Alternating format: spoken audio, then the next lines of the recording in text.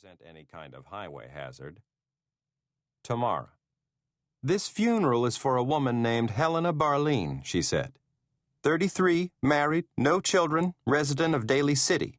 Killed 2 days ago in an accident near Westlake Park. What kind of accident? Hit and run, red light runner, one witness. Driver caught or ID'd? Not so far. Witness able to describe the car? Sport job with racing stripes. He thought the driver was a woman. No help there. Was she financially secure?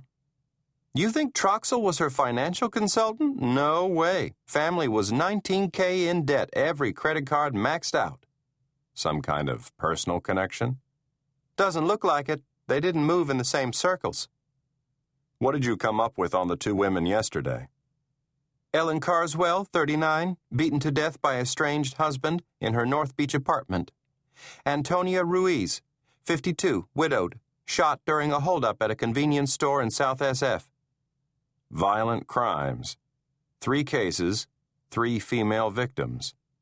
Right, Tamara said. But that's it on the similarities. Different ages and ethnic backgrounds, income brackets about the same as Helena Barleen.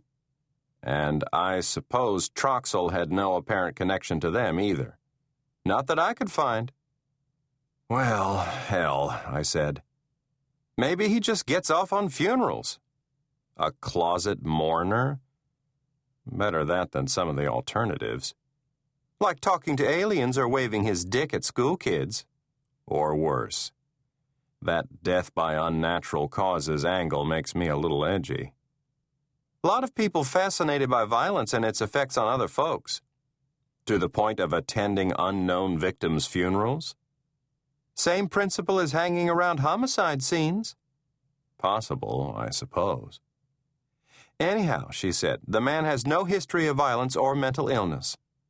Encouraging, but not conclusive. Might be something else in his background. I'm still digging. Make it deep, I said, and we rang off. The procession was entering Colma now. I sighed. Cemetery. Next stop.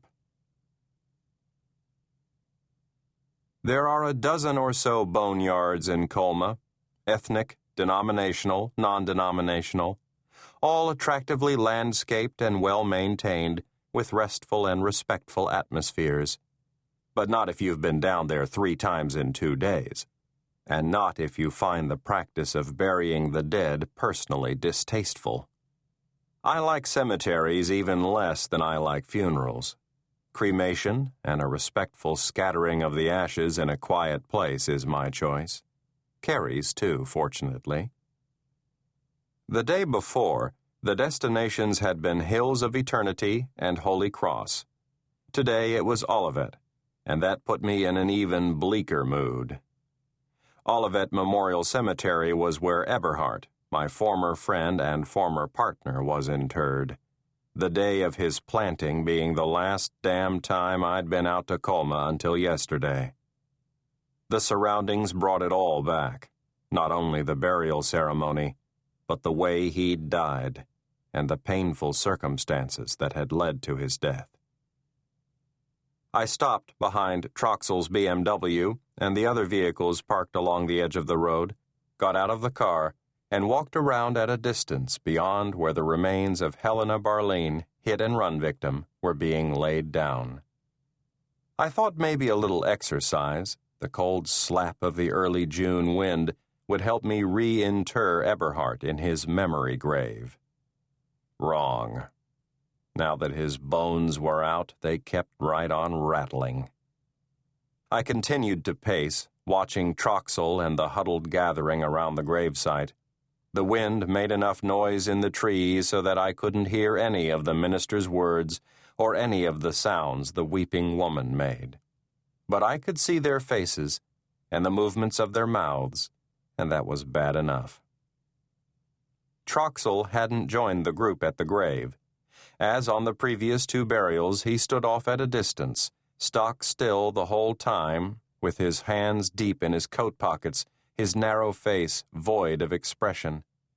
He didn't know or suspect I was there any more than he had the day before.